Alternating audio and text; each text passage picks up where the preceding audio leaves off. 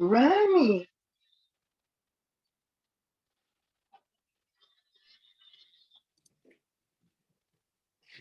good morning. Good morning, Jairo. What are you doing up so early? I'm a regular early riser these days. Mm, Uh, Welcome Thank you. I'm going to let to somebody come into another the room. welcome to another Saturday morning. Wake up and think clearly. Ah, oh,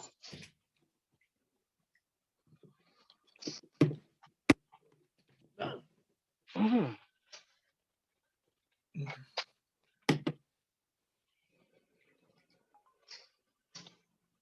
Have you Look at ever? what I got here. What is? Oh, it's a light bar with a camera in the middle, so that you can have perfect lighting for all your face videos. Let's see. You'll become the ideal talking head with rings in your eyes. Now I'll put this on it. Let's see how it works. Mm, mm, mm. There. Whoa. Ah, you look so professional. Mm, Man, this got a control. I can increase the volume. Oh, oh, I look so glamorous. Or decrease it. Or change the color of the light. Ooh, that's kind of bluish hue. That's kind of, this is, oh, this is natural. Mm. Sunlight, maybe. I don't know. Because there was a previous one that looked like fluorescent lighting. Yeah, that's kind of fluorescent lighting. And there's that. And there's this one. Oh, this is like kind of yellowish. I don't know. Maybe it gives it a more natural lighting. Maybe sunlight. I don't know. Now, now we're and then oh, stay. Tighten it up. There we go. Mm. Now what else can I do? Oh, there's more. I can go over here and go virtual background. There. Ah, there's my there's my new virtual background. Ooh. Mm.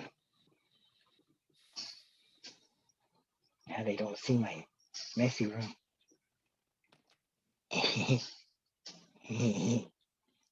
So, how have you been, Rami Katene? I'm all right, Jairo Moreno. Am I pronouncing your last name correctly? I've asked this before, but I don't know that I've Moreno? Moreno. Eh, Moreno is good. Moreno. Yeah, the R sounds like a D almost, Really? like a soft English D, like modern, Modern, not modern, modern. modern, but modern, How like a does that road, happen? How do you go from like a R to D? like a like a instead of a triple or five, however times you roll the R, you just roll it once, so it sounds like a D, a soft D, I don't like know. I don't know. like like well, an American D, like as in, well, maybe it depends on what part of the country. Like there, maybe some Americans might say little. Well, that's what kind of Little, British. But little. but but yeah, little little sounds like a D instead of a T. Little, like Okay, Moreno. I can understand T to D, and I guess I'd have to be a more native a Spanish speaker to be able to understand the R to the D, because you stated it in the when you roll the R only one time. I can almost imagine that where you go from R to D, but it's interesting how regional variation takes place or comes middle, about. middle American, middle America, middle. Middle. No, little, Yeah, middle, that sounds. Doesn't that sound like a little. D? Little, yeah, from T to D, Little right, but from R to D, more, Moreno, more, Moreno. Oh, right, because the it's tip not of the like tongue touches right behind the, I don't know, I mean, they're linguists who know all the mechanics and create their own More, vocabulary. more, Right, yeah, Moreno. D, D, Moreno. D, D, Moreno? D, D, D, D, D, D, D, D, D, D. Right, yeah, D and Ra, yeah, it'll go both ways in the same place, and that's how you wind up Sounds with the like same sound. me take an X-ray of my mouth as I do the R. We don't need to go that Spanish far. R. It sounds. Looks Yeah, like I'm I can hitting the feel, top of. yeah, with Looks the like I'm single hitting. R and the D, you go to the same place with the tip of the tongue. It Who is sounds this like in the it. background? Who is this guy? Is he delivering flowers? What is that he's carrying? Is that his science project? All right. Was this at a Buddhist event? This picture? Were you Yes, spinning in a chair? that was at the Chinese Buddhist temple, and I took a picture of him walking down the aisle carrying something, I guess. And I put my Lumia camera, or was it Microsoft 950 XL? No, I maybe it remember was the the icon, Lumia the was Lumia icon, used. and I set it for what is it when Blur? slow eclipse or so where it stays on a while, and I followed Long him, exposure. so then it causes that. Nice. Very nice. I think the Lumia's, well, at least one of the Lumia's cameras was actually one that was developed and is up in space. Perhaps multiple versions of it, revisions, is part of a space probe. And they just took the technology that they developed for the space observatory and applied it to the commercial sector and came out with the camera in that Lumia, which was a selling point of the camera, if I recall. Yes, I got into the Lumia. I had a Lumia with Verizon. I think it was the 928, and then I got the Lumia icon, and then Microsoft bought the Nokia portion that makes those phones, and kept using the word Lumia, but they called it the Microsoft Lumia, and so they started making their phone with Windows 10 on it. Well, it wasn't really a full-blown Windows 10. It was like a, a, a Windows 10 adapted to an ARM processor or whatever they use. Can we talk about Snapdragon? Can we talk about mankind's desire to, when they see value or something of quality, to adopt it as their own, to claim it as their own, and then to sell it as their own? In an almost sort of neurotic way. I mean, it could be neurosis applied to make a profit. It could happen in the arts, couldn't it? Could it not happen in music? Like, didn't it happen with rock and roll? Didn't it come from rhythm and blues mixed with country? Okay. It Yeah. it well and then guys like Little Richard said,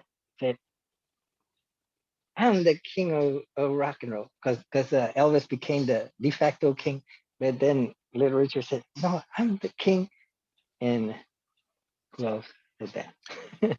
They took it. The white folk took our rhythm and blues from us and made it their own. Who was? Oh, okay. I see what you're saying. Well, was it Like, Picasso? No, I forget who. But someone said something along the lines of, "Good artists know when to borrow. Great artists know when to steal."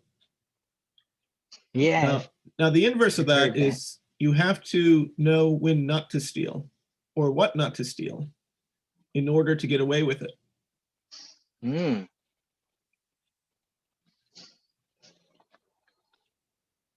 And what is this? Oh, you're charging for your earbuds. All right. Yes. Yes. just different enough. You see?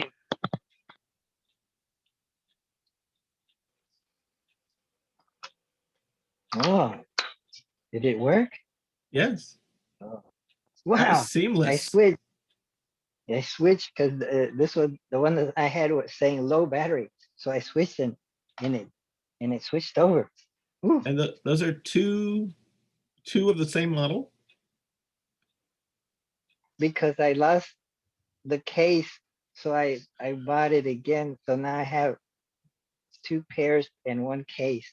Beautiful. When I'm low on one, I switch over. And there was It's no pretty user similar. interaction on your part. You just pulled them out and plucked them in your ear, and it knew to start using the charged pair without you having to do anything like click a software button. Correct. It seems to switch over. Seamless, It lovely. turned on and it switched over. I had Well, to rename because it was showing up in the Bluetooth list of it was showing up with the same names, but then when the one connected, I would put in parentheses one, and then the other one I would do the thing and put two so that I distinguish them. And I put marks on one of them. okay, so it did involve on your part at least That some way I can tracking or initial setup. so I know which one I connected to, or if I connected. But the switching was done automatically by the Yes, software. So yes, isn't that amazing? so you and I, as people who've written software, know that required prior programming on the part of the developer, either the system or the application developer. Yes. Or maybe it's switched over because the one I went to had more juice in it, or it had 70% full, and the one that I took out was like 10% full. So it switched over to. That Oh no. still would have been the result, however, though, of a design decision or maybe non-decision, but it means that it's tracking them by the model and not by the serial, if there's a unique serial per item. Good morning, David. Yeah. You are Interesting. still on mute. David, Oh, good morning. How are you guys today?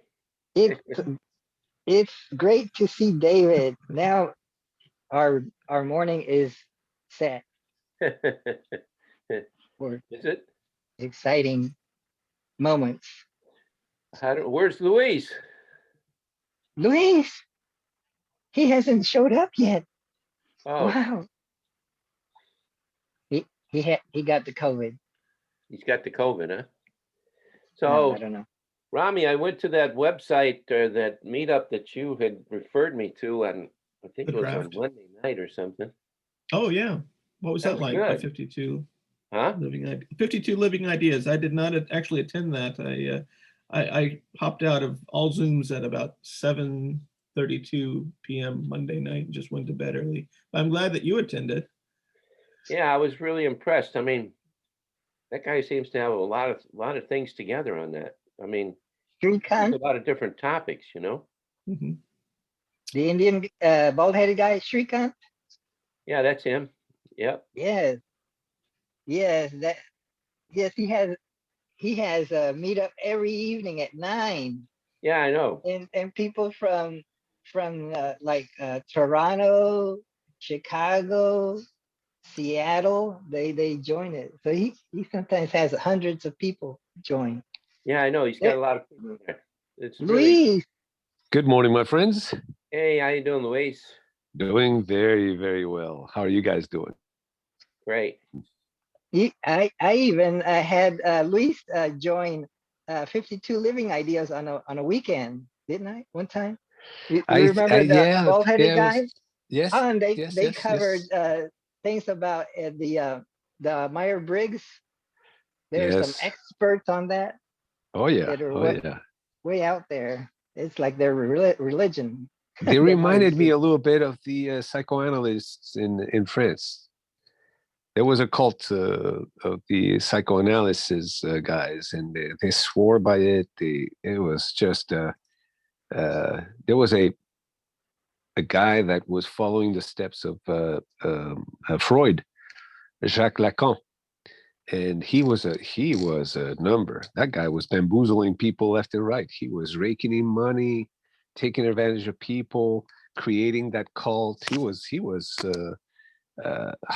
what you know. He had Kool-Aid for everybody. Anyway, so sorry Yes, I'm a little bit late today. David Norton went to a 52 Living Ideas with Shrikant, the bald-headed Indian guy. That was on a evening. That was You on went Monday. to- I went Monday, and then I went again on Thursday because he did a thing on Jordan Peterson, which I found very interesting. And then this next Jordan week, Peterson, yeah, I'm familiar with the guy. Yeah. and then this next week, he's doing a thing on the Napoleon Hill's well, something about evil. I mean, conversation with the devil. Yeah, that's a good one too. Overcoming the Devil, I think. Something Yeah, along those something lines. like that. Something. The thing is, Yeah, I read something that like book that. too.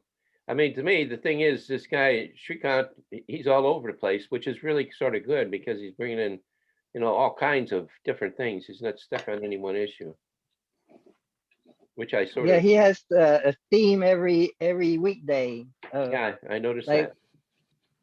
yeah, I think the Napoleon Hill is on a certain day. I forget, maybe. I think he's doing that, doing the Napoleon Hill thing on Monday this next week. That's with the Yeah, every Monday. conversation with the devil or something that he So has. what are we doing this morning? There's the Louis Yeah, good question. Yeah. Heido is the host, so he decides what we talk about. Nice. Now, do you want to continue exploring the French philosophers' thoughts on, is it anguish or anxiety? Depends on how Anxiety, you translate. anxiety, yeah. Well, anguish, anxiety, angst. What is that? Anguish, Well, anxiety, angst.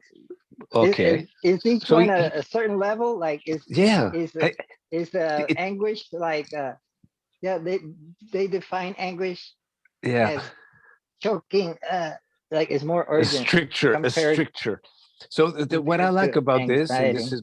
that's why I found it interesting, is this guy Jankélévitch, Vladimir Jankélévitch. I never knew him, but I have fallen in love with his teachings. French philosopher of the 20th century, was born. It was born early, 1903 or something like that, and he was a philosophy teacher. He has beautiful ideas about many things, but one of them, I found a video, a YouTube video, and he was talking about anxiety, and he has this idea that we have different levels of stress or worry or anxiety. And so basically, he kind of puts it into three categories, three bins. Uh, a fear with object, a fear about something that we feel, something palpable, tangible. And in there, I would call that paper tigers, real tigers, and no tigers. Let's put it that way. So a paper tiger is a perceived threat about an object, that we know, and we can describe it, talk about it. I don't know. My tires are worn out, and sooner or later they're going to give up. So that is a tiger. That's a threat that I know what it is about. My tires are going, but it is a paper tiger in the sense that it's not about to bounce on me. They could give me 3 weeks, they could give me 3 months, or I could ride for a year with those tires, and I won't have to replace them. So it's kind of a known threat, but it's not at the top, the priority number one. It's like I'm not going to lose my sleep over it. We'll see next week. We'll see next month. So that's the first kind of threat. A defined threat that is not very threatening. But I still think about it every so often. My mind is going like, I'm going to have to try to save some money because I'm going to need Hold on, tires. Luis, that there's only your perception of that same situation. I think You always say that, Dave. Of course, it is my perception. I know, but I mean, We're just talking about this, and then you can give me your perception about that. But let me finish the exposition of this guy. I found it very interesting. Then there's the second level of threat, still a tangible threat, but it is more acute, like a real tiger in my room.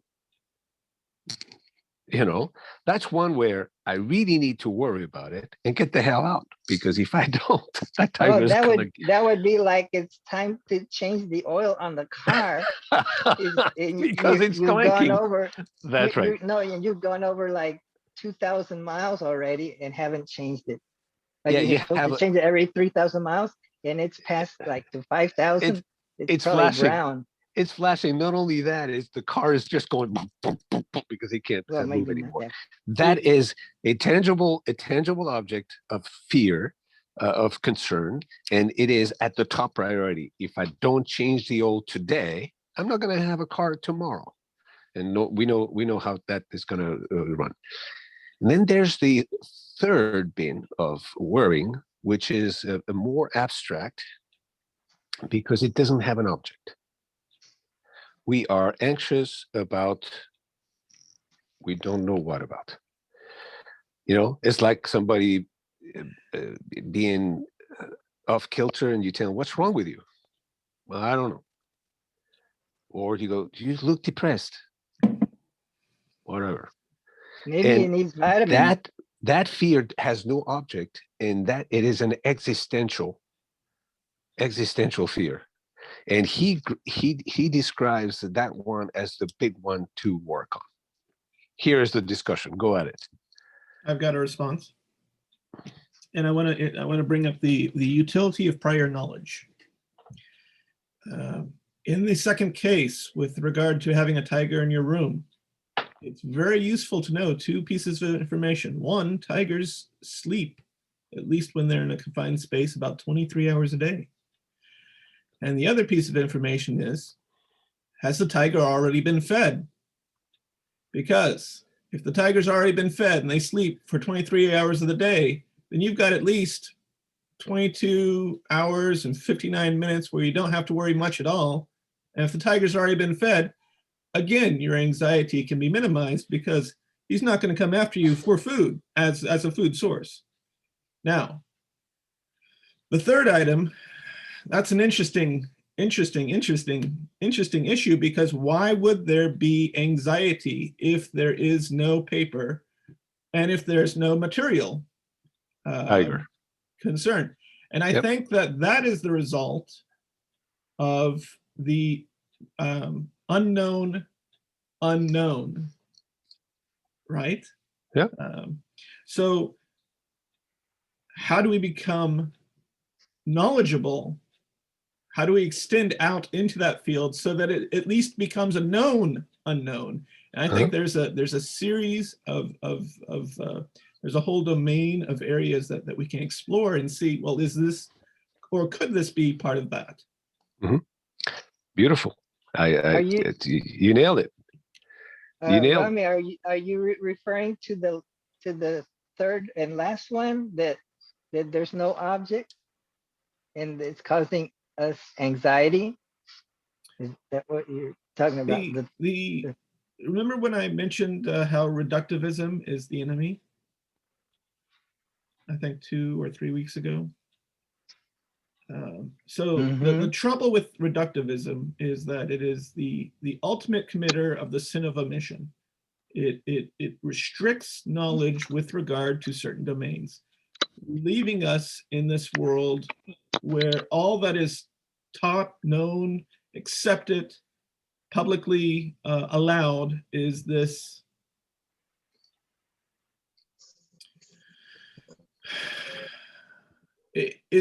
really simplified version of what is. And because we have so many people in this very simplified version of what is, it leaves them ignorant of what actually is. So if you're having anxiety over something that you don't know about or you know nothing about, then you're left in that situation with not even, perhaps even the vocabulary to go into exploring why it is you're having that anxiety in the first place. David, you had you questioned the first bin, but now that we have all 3 bins, the worries about little things, worries about imminent, very big things, and then worries about nothing. What are your thoughts about this? Is this a good question to ask? Because I think it's prevalent. A lot of people are anxious, and if you ask them, you may find out that they're worried about this, and that, but they're worried about so many things that they don't know what to worry about anymore. It's like they're over worried. Well, to me, the whole thing is worry is fear, period. Okay. And the thing is, you can have different kinds of fear, like you say, until you experience even that you don't take and change the oil and it's going to cost you money. To me, an oil change is not something that people fear. Like myself, I get my oil changed only every 15,000 miles. But the thing is, so it works out for me because the thing is, the oil is good for 25,000 miles. So I'm actually getting an oil change earlier, but by most people's standards, they would be fearful to do that. So, the thing is, fear and oil change and things that are relevant in your life depend upon your own experience that you've had as to the relationship, to your life, as to how you feel about that fear. The same as what with kind of oil do you use? Is that AMS oil, AMS? What kind of oil do you use? I use AMS oil. AMS oil? Let's get technical here. Yeah. But it has That's a life. the long-lasting one. Yeah, and I put over 300,000 miles on my car, so to me, it's a testament to itself. And you're an Uber driver with it? Yep. So I use it all the time. Even my new car I got now, I put AMS oil in it because the thing is, the lubricant value of it is so much superior to standard oils. I use conventional oil, so I have to change it every 3,000 or 4,000 miles. Yep, I just got it done recently. Now, Hara, who's spending less money? Let's do the math. David? $20 divided by 15,000 miles. How many pennies per mile? Right. Maybe that's exactly right. So, 200. So you already hit on something there. You already hit on something there, David, which is there is a threat and there's the perception regarding the threat. So a threat, an object, may be very threatening to some and not very threatening to others. So that in and of itself, it's already inviting us to ask the question, what is a threat? How do I perceive it? And is there a difference between an actual threat and my perception of it? So how do I triage every object that I see into possible threats? And of course, Rami, you said it yourself, previous knowledge. So the more I know about that object, call it threat or non-threat or whatever it is, the more I know about that object, the more I better perceive it. And then I can then critically intelligently, rationally go, this is not a threat, or it's not going to be a threat until XYZ. So it's the management, in a sense. This invites to ask us the question: how do I manage my perceptions about objects, and how do I manage my anxiety, my attention, my stuff regarding each one of them? All right. That's the first question. It's Rami. And do you prefer Louis? It's not or Rami, Louise? it's Rami? That's right. Rami, okay. Rami, yeah.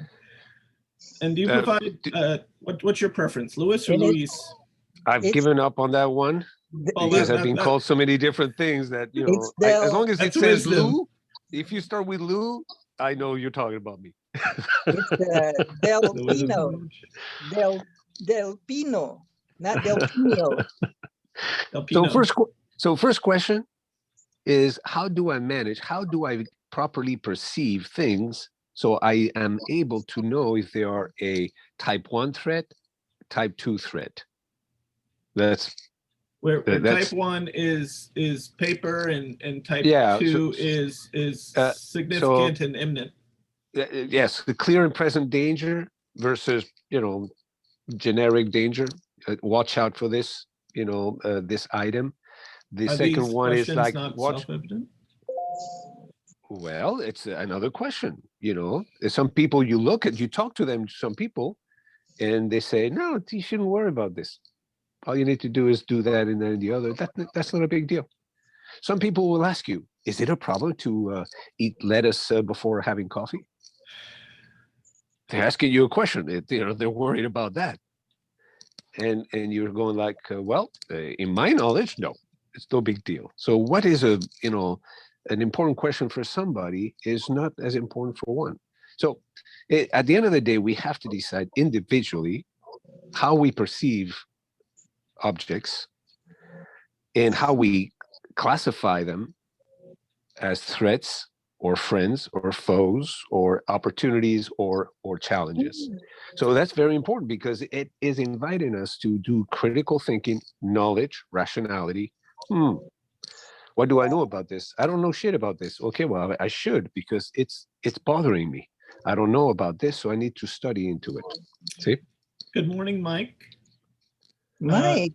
We're discussing 3 levels of anxiety causers, and the 3 that have been defined by Louis from listening to a French psychoanalyst is a philosopher. Philosopher, thank you, who maybe has some tie to psychoanalysts. I don't know. Without a doubt. Okay. Were imagined threats, material threats, and then threats of the unknown. These are the 3 classified threats that we're discussing. And let me take what I used for the prior, and I brought up the idea of the utility of prior knowledge.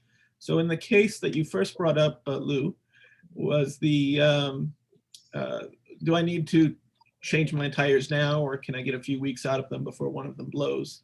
You've got the penny test. You can take a penny and you can stick it in the thread, and if the thread comes up, when you stick it in the gap, if the thread comes up over the top of Lincoln's head, then you know you've got enough thread. You can go a while longer. Yeah. You can use the bars too. The bars are that measurement. When the thread equals the bar, you should definitely change it. Although if you go to a tire business, they'll say you shouldn't wait that much because you're already in big trouble by then. But in that case too, you see the guy where you don't see the bar, you don't see the thread, you see the metal stuff at the top. So again, each one has to decide what is, and that's the point. You individually need to decide what is a threat, how acute it is or not, and then you need to make the difference. And this is the real exercise.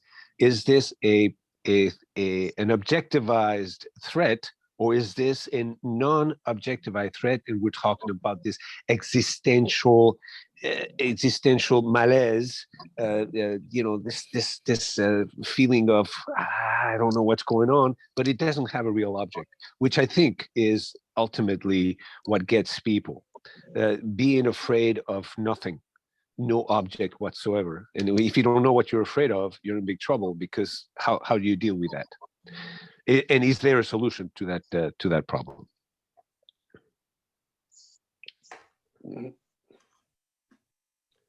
Well, I look at it differently in a way. You ask how we all break things down, and I've come to the conclusion that I'm born into a world of environmental habituation. And the thing is, depending upon my age and experience will determine the habitat that I've grown up into and come to exist in. Say, like when I was very young and relating to your situation there, I didn't know anything about the tires. So I'd run the tires until they're actually, like you said, bald. But then it wasn't until I got older that I realized that, hey, that's a pretty dangerous thing to do. So my environment that I was in at the time, and my own experience of things, caused me to believe that. Now, there's the other option too, that in life that, my dad would take and say, hey, you can't run your car on bald tires. So, the thing is, when they get down to a certain point, you need to get them fixed. And that there's, once again, from a different source. One is from learning what actually is there, and the other is listening to what people tell you to do. Yeah. The only thing is, sometimes people tell you what to do is not right. But the thing is, one thing that never fails is reality. When you come to realize something truly exists and it really applies to you, because if you don't fix it, something's going to happen. So You brought you brought a good question there. Is the attainment of knowledge, the increase of knowledge, does it bring more stress or less stress? You said just a second ago that when you were young, you didn't know about the threads. You just ran the car until you lost the tire. Maybe you laughed about it afterwards, or you got like, okay, I got a wake-up call. But we could ask in philosophical terms also, does the attainment of knowledge increase stress because we're more aware of things and how we should do them, and we pay more attention, and we are more cognizant of the possible threats? Or because we know more, we know how to deal with those threats, and we have less stress? What do you think about that? Do you feel more stressed now than you were when you were 15? no, I don't feel as stressed now as I did then, but the only thing is, let me give you another example. I grew up on a farm, and the thing is, we became aware of moving parts in the machinery and stuff like that. And I remember one time there was a kid that lived in the community that I grew up in, and he used to bale hay. And the thing is, he got sucked into the baler and become a bale of hay. And when you hear things like that and you visualize them, because the equipment that you're working with and how that could happen, all of a sudden that there becomes something very, very real, to where you become much more aware of the things that you're doing, so that doesn't happen to you. There's several different things, like I say, within the environmental habitation of each one of us, that causes us to learn. But that learning and that understanding from all of us is very different from each other, because each one of us has exposed different things to life. That's And for when sure. they try to take and generalize what is right or wrong or true or false, it becomes very difficult to take and put them together, because of each person's experience of understanding is so completely different. Mhm. So their environmental habituality is very different, that creates them. And to me, more than anything, I find interesting is to take and ask questions that say take and lead to a division there, as to separating reality from just what somebody says that may not be true. Because we end up living in our lives a whole lot, from people living, taking in things that are what other people say, but in reality they don't exist. And you could take the COVID situation. I mean, there's everything applies to this almost, and it creates a fear within people. Right now, a lot of people are, terrified of this thing with the COVID. They still are. As a matter of fact, it's getting worse. So I don't know. There's something that's there, that's in everybody's life, and each person has to take and decide. But the more information that each individual can get, okay, the better their decisions are going to be. I agree with that. I agree with that. There's no doubt about it. So you answered my question in the sense that the more knowledge you have, although you know more threats. No, knowledge, I wouldn't say that. Knowledge is not a good thing. Knowledge to me is a bad thing. Understanding is a great thing, because when you understand something, you take and you see it, and well, live it. wait a minute. Let me ask this question. Like what is the difference between understanding and knowledge? Huh? We seem to have a semantic problem here. What is the difference between understanding and knowledge? Oh, real simple. Somebody tell you something, just like they say, hey, don't, check your tires. And you say, okay, yeah, okay, I'll check my tires to see if I got the bar in the tires. Okay. But you really don't give a rat's ass about it. But then all of a sudden you have a flat tire, and it's caused from wearing the tire too thin. And then all of a sudden you truly understand it, because you've lived the experience. You understand completely the importance of having that tire fixed. Okay, so what you're saying is there's a difference between knowledge and applied knowledge, theoretical knowledge and applied knowledge, right? That's your perception, you know what I mean? But I mean, my perception is, I use the words understanding and knowledge. It's two different things. That's exactly, okay, so that's what I was trying to understand, because we use words and sometimes we don't use the word in the same way, but I understand what you're saying. It's like, okay, you know that you have to change the tire, but you don't change it. So the knowledge is not good for you because you didn't understand what you knew. In a sense, I would make a distinction there. You didn't act according to your knowledge. So that means that either you have knowledge, but it's not good for you. You have knowledge, but no experience, what it amounts to. Right. So I understand what you're saying. So experience to it, you have understanding. And that so applies to a lot of different Let's not talk about knowledge then. Let's talk about understanding. With more understanding, do we get less stress? I think that's what you were saying. Okay. So I agree with that. The more I understand, the less stress I have. Right. How does one understand things without knowledge? Well, if I understand David properly, it's an practical application of theoretical knowledge. Yeah, let me give you an example of that, Jairo. Okay, right now they're saying that that Black people need a certain, have reparations, so to say, and the white people are white supremacists. Okay, that's knowledge of people that put something out, and if you pick that up and you believe that, okay, that becomes a part of your knowledge base in your life. But the thing is, you see, when I hear that, I think about my own family, and I have a granddaughter that's half Black and half white. I have a niece that's half Black and white, and I ask myself, well, which part of them is white and which part of them is Black, in order to take a stand on one side of this or the other. Okay, so I have an understanding that, hey, they're people, and it doesn't make any difference what color the person's skin is. They're human beings. And so therefore, it may be somebody's knowledge that there's a difference between Black and white, but to me, it's not. I understand that they're people, and no matter what the color of their skin are, they're still people. And so it doesn't bother me it does bother me to hear this, because it shows that somebody's, that's a concern for them, and that they're taking a position on that. And that's exactly what knowledge does.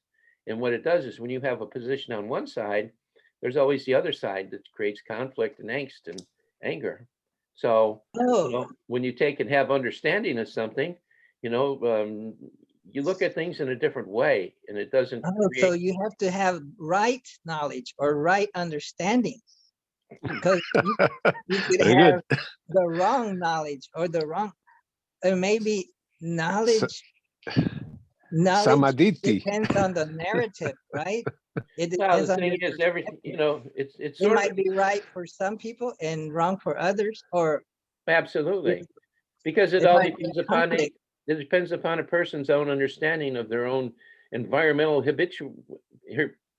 habituation, it all depends what they, like you take a person in a past here who watches CNN, they're going to have one ideal of politics.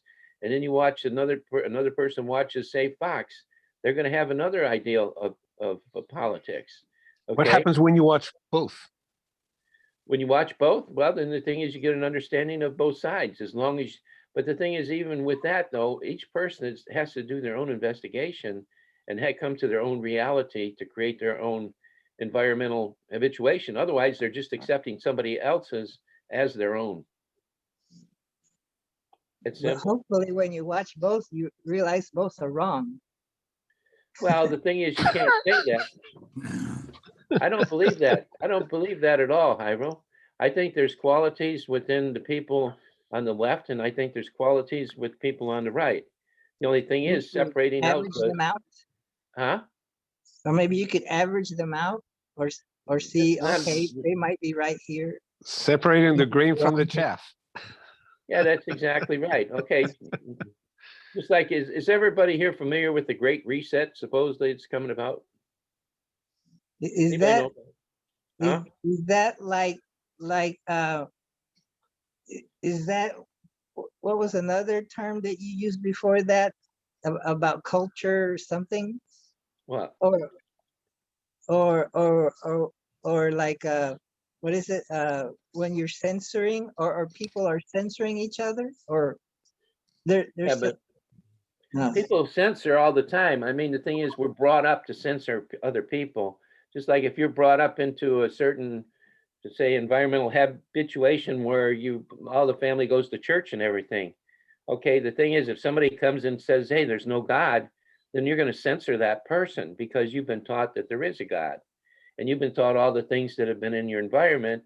So the thing is, you're not going to look at that. You're going to avoid that until they get to the point to where something causes you to ask a question within inside of yourself, and then you take and start to explore that. Then you start to gaining understanding about that situation. But in the meantime, when you're young, you just absorb everything that's in your environment, and that becomes a part of your life and a part of your world. The same way if you just watch CNN or if you just watch Fox, either way, I mean, that would become part of your reality, and that would be your come to knowledge that turns into understanding that you things that you react on. I mean, it's just the way it is. So the thing is, to me, the key is to go to the, if you're going to take and truly look for understanding from this whole thing, is to look at the habituation, because the things that you believe that have been, I call them habituated into you, that you've repeated so many times that they're reality, to look for those things inside of your life that maybe have been falsely put in there. It's the only way anybody ever changes. But Period. there was a phrase used before the Great Reset that has to do with I guess a certain group kind of shutting out another group. I don't know what Well, something that's about right. culture. That's what they want to do, is they want to take and have what they call a new world order, where everybody takes and thinks the same and acts the same, and that there is being pushed right now. It's getting pushed through your technology companies, Facebook and Google, because certain things you can go on there and Google, and the thing is, you cannot find the answers that you're looking for. That's why a lot of people have gone to DuckDuckGo, because they don't do that. They try to locate you the information that you're looking for, but Google no longer does. And then they censor people on their platform that is in opposition to the things that they believe. Well, to me, the thing is, without looking at both sides, there's no way a person can really get an understanding of what's happening and relate that understanding to actually what's happening in their own life. And that's a very unfortunate Oh, thing. it came to me. Cancel culture. Yeah. Is that's something else, isn't it? No, Compared well, to the Great Reset. the cancel culture, they try to put that onto the left. Once again, it's one of those things that, I don't quite believe that it's a left type of thing, because the thing is, the cancel culture applies, when people are very young. If you grow up in an atheistic family, in an environment, okay, the thing is, you're going to take and look at that. There's no such thing as God. and you're going to take in and absorb all that environment that's been habitually put into your mind as part of your life, and you're going to believe that. So, the thing is, by teaching young children certain things and everything, people's lives can be totally influenced. And this here goes something that just isn't now, but this goes back thousands and thousands of years. It goes, back to before the Greek culture, before the Hebrew cultures. Ever since people come up with language, this has been a problem. This has been something that exists because people want to take and control other people. And the thing is, right now, we're in a world global situation where everybody wants a one world government. I shouldn't say everybody, but many people do want a one world government. So therefore, you have to take and have everybody have the same currency, the same understanding, the same knowledge being taught, and a lot of the same things. But the thing is, then you have to take and question that. Is that really real? Is, just like the idea of white people being extremists and taking advantage of black people. Well, the thing is, that may be true, but the thing is, it doesn't mean that, we have to think that way and be that way, because if we do, we no longer understand the reality of people when, a black person and a white person get together and have sex, and then a new baby is born, and even as far as new children, like right now, they're saying that once the child comes out of the womb, and the thing is, they're still living, that, you can actually get rid of them now, genocide. I mean, our genocide is Who really is coming this? strongly into our country. Who is this who wants a world monoculture? I'm not sure who these people are. Yeah, I Oh, want to okay. send him an email. Hmm? Oh, yeah. Oh, well, okay. George Soros is one. So is Bill Gates, Mark Zuckerberg, the guy that owns the company. What is it? Have you ever talked to them? Facebook. Have I ever? Now, No, but how no, do but you know they want this because world it's monoculture? all I've never published heard in this said about them. it's published, Mike, in a what they call some kind of a world journal or whatever. When I they want to made talk to the guy, who? George Soros, or those guys. I want to talk to them. I don't want to read somebody writing Oh, about them, oh, you. because I don't know if I want to talk to them Oh, before I you can make up talk my to mind. Bill Gates. Well, Bill then the Gates thing is the thing having is, a Zoom really, meeting. the thing, first of all, it's not a concern for you, I don't think, Luis, and because That's otherwise, for sure. right. So the thing is, you see, there's no way that you would ever look into this. So the thing is, there's no way you could ever have any knowledge or anything that could lead to understanding about it. But let Yeah. me explain to you one thing, another thing that maybe be more relative would be the finances, our financial situation in this country. It's like we depend upon the dollar to take and transact, values, our personal values of what we're capable of doing, and so on and so forth. Okay, the thing is, right now there's a move to, go to Bitcoin and other cryptocurrencies. Are you familiar with that? Oh yeah. Mhm. Okay. Oh yeah. So the thing is, you see, like the dollar is actually a form of money that comes from the Federal Reserve. The Federal Reserve is not actually owned by our federal government, but is contracted to provide money and a means of, money supply in order for people to, transact, values, their own personal values. Okay. So the thing is, the Bitcoin is something that is a dissenter from the Federal Reserve, in that the thing is, there's no Federal Reserve that is issuing the money, but the money is gaining value on its own in its independent market throughout the whole world. And there's more and more people that are becoming familiar with Bitcoin and cryptocurrencies that are using it for negotiation. Okay, so this here is an entirely different um, monetary system than what the Federal Reserve is. Okay, I, all of it, I what? I'm sorry. I don't want to interrupt, but I want to follow the line of thought from David. He was asking this a pointed question. What do we know about these guys? How do you know that they want the world order where nobody thinks anything, or they all think like them? Oh, Who are these guys, and have you talked to them? I don't know how. well, no, real simple. Now you say, have you talked to them? You make it sound like it's going to be a personal thing where I'm going to call them up on the telephone. The only thing is their publications are very visible if you search for them on the internet, whether you use Google or DuckDuckGo. I mean, Google supports them very much. So the thing is, their documentation is very visible on the internet. If you want, next time I can give you the name of the group. But the thing is, these people have all kinds of money, and the thing is, they're the ones that are organizing this whole thing. And I mean, if you don't look into it yourself, you can't even see it. I mean, most people, they live a life in the realm of what they know and what they get, and hey, this is what I want, and that there is their, what do you call it, environmental habitation. You watch TV, and TV just teaches you, hey, this is all, lovey-dovey. Oh, Joe, he had a broken leg, and Harry fixed it, and now he's doing so well, and everybody loves him. And that there is the movement of the of the TV programming, and also the news. They want to take and make everything so it's all fluff, and it's really not. I have a theory about this. I have a theory about this, that there's the idea that these super powerful, perhaps they're powerful because they've become super wealthy, because they've created companies that are super influential, so they have superpowers. And then there's some people like George Soros in the background. So I have a theory of what's happening.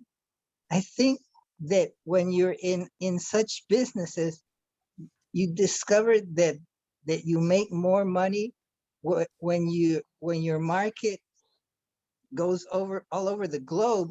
So you realize that it's good to have access to the globe, and so they're in favor of anything that will help their business, and that is going global. And so they don't get together in a boardroom together and say, let's take over the world. No, Like it's Dr. something Evil? that happens, like when the inventor of a certain mathematics, like calculus, they didn't get together, let's invent calculus, and there's Leibniz and there's Newton. Yes, let's use different forms of writing. Okay, yeah, and then they Well, go, no, talking about mathematics. they had a problem, and they needed to come up with, how do I solve this problem? And so they developed their own style of mathematics independently, but it was towards the same kind of problem. So what's happening is they're not getting together and sinisterly, let's take over the All right, world. mathematical It David, just go David, ahead, and it's I would happening like to naturally. know. Wait, And then number one, people get paranoid about this. Oh, they're taking over the world, and we're going to have a new world order. Oh my gosh! No, it's just happening naturally. And then this conspiracy theorists can jump, can get fans. Yeah, Come you to can their make a YouTube conspiracy out of or anything. BitChute channel to say, "Oh yes, this is happening." Yeah, Oh, you can make a and then, conspiracy no, out of don't trees listen to growing them. in the forest. Don't listen. They're bought and paid for. Listen Yeah. to me. Listen to. Yeah. Okay, David, So, where were you going with that and it's question? causing a I kind of anxiety. I don't even know what question I had or Well, whatever. no, David, David Math David, you were asking that question, a pointed question, and you were going somewhere with that question. I would like to hear that. Where is this Math David? Yeah, that's Mike. Mike, I'm sorry. All right, I thought we had two days in there. Are So, you Mike, part of the sinister conspiracy? Have you changed my name and my personality? yes, Is someone going to show up at my door and give me a facial in a a moment? new ID, a new driver license. Now, from now on, you're David, Math David. Okay. Sorry about that. All right, so let's pursue that line of questioning. Yeah, it's a very good question. What? How do you know these guys want this or that? Wait, Yeah. what? Okay. The thing is, okay, go ahead, Mike. Yep. Go. Yeah, I think he wants a response from you, David. But I give Well, him a response. I know David's response because I know how he thinks, but I'm interested in your thoughts, Mike. How do you see this big cluster disaster where, you know, some people with a lot of money seem to be inclined to destroy our minds. Well, hear this from David, and occasionally I've heard it from other people, and it's a story that floats around. Since we were in the caves. But the what is it? The noosphere is filled with all kinds of stories that float around. Most of them, I suspect, are more notable for their imagination than any necessary contact with reality. George Soros, I've read a few, news stories about him. I don't know a great deal about him, but the stories I have read about him are that he has tended to get into trouble with places like the Hungarian government because of his advocacy of a free press, one which the government does not control, and that he is very much on the list of bad people by a number of different governments because of this. And I look at this situation and I immediately see a situation in which it's obvious to me these people have a great deal of incentive to cut him down. So immediately, that's my reaction to. That's a red flag, right? It's like, Yeah. wait a minute. What is the deal with this guy? Why is he so bad, Dr. Evil? Well, maybe it's because he wants free speech. He wants people to be able to think clearly, as a matter of fact. But he doesn't support that at all. The thing is, he doesn't support the people that he supports actually are against free speech. They're more for control, for mind control, for, controlling what you think and how you live. That's George Soros. What You evidence? just explained that. You just explained the total opposite of free speech, because the thing is, he supports all this here cancel culture right now, where the thing is on the internet, they're canceling out anybody that disagrees and looks at life in a different way than they do. I mean, Google and Facebook are right at the top of that, along with Twitter. I mean, what's wrong with a conversation of somebody that doesn't believe what everybody else believes? I mean, that there is what Socrates was all about. So there's nothing wrong with that, unless they, for example, they are violent or they incite to civil unrest, right? Yeah, but the violence, Suppose right now you're looking at what's being portrayed. But the thing is, the violence over the past year has not come from the right. The violence has come from the left, with Antifa in all these different cities who brought in and burned up. See, all this I stuff. always take the evidence, like Mike says, I take the evidence to the person. When I hear a guy that is inciting to violence and hatred. Who's inciting violence and hatred? Do I have to give the name of the person that is at the forefront of the news right now, because he said go out there and fight to the death, and because they stole this election, blah, blah, blah? Who said that? Trump? Good. I'll say the name. Find me those exact words and send them to me. Give me a copy of them right now. He never said that.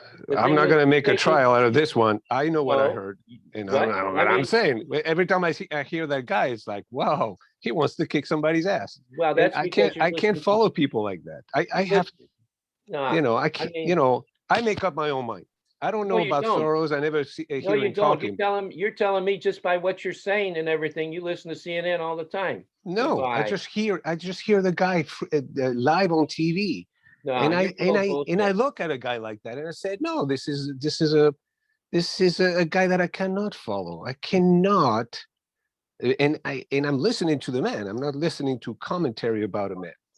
So that's where I say that the guy like that has to be cut off of the media. We need to denounce a guy that is pushing for violence and hatred. What the hell is wrong with this guy? Let's talk. Let's have dialectics. But going around with a big bat does not fix our problems. I am against violence, and I am against conflict. I want harmony. I want discussion. At the end of the day, he said, everyone go home, and they all went home. So he had some Oh, yeah, crowd. yeah. He had Okay, some yeah. crowd Yeah, control. yeah. Like Amazing 4 hours later, I influence. was looking at TV when things were going. It's like, when is someone of authority going to get on TV and they have access to TV anytime they want? Anytime they want, they're going to get on all the channels and say, guys, get the hell out of there. This is unacceptable. This is not what I meant. Never. I never heard anything like that. No, Well, but at the end of that day, he did say, everyone go home, and they when obeyed. everybody was going home already. I mean, I'm not an idiot. I know what No, I but see. I heard people in the crowd say, "Oh, Trump said that we can go home. Okay, let's go home." Come So on, they're like let's not following him like a simplify cult, this so much. like a We cult know what figure. we saw. We know what we No, saw. but You I know. saw a snippet of a guy in the crowd that's for Trump, a Trumpist, saying, "Oh, Trump just said let's go home. Okay, let's go home." So they all Listen, went home. I'm That's how not. incredible. It's kind of like For the record, Hitler. for the Yeah. record, I am not a rightist or a leftist. I am a critical thinker. I'm a naturalist. I look at things, and I try to look for harmony, civility, common sense, What happens to Mike? justice. I don't know. I think Mike left. I pissed him off.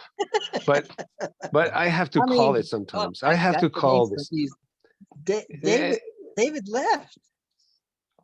Well, I'm sorry to see that, but Mike, maybe you can expound a little bit more. I think that's the direction you were going We into. It's like, sense what are you basing it. all these It's things Luis on? Del What is Pino's your fault. evidence? Luis Del Pino, you cancel cultured David.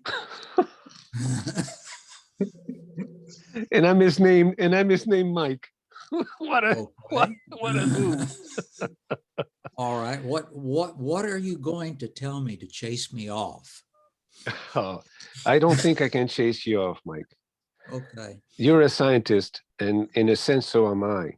And we both are looking for harmonic mathematics. You know, mathematics is trying to reveal the harmony of the universe, not find conflict in it. And on those bases, I don't think I'm going to chase you off. And if I do, I'll be confounded. I'll go, what did I say? I don't think you'll get rid of me. I'm used to telling people in our writers' critique groups, take your best shot at me. I'm perfectly prepared to count everything you say.